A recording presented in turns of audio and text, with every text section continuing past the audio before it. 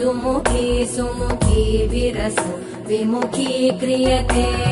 मम तु मतं शिवनामधने भवति कृपया किमुत क्रियते जय जय हे महिषासुरमर्दिनि रम्यकपर्दिनि शैलसुते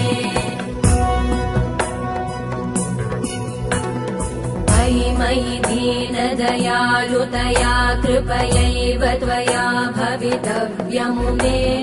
मयि जगतो जननी कृपयासि यथासि तथानुमितासि रते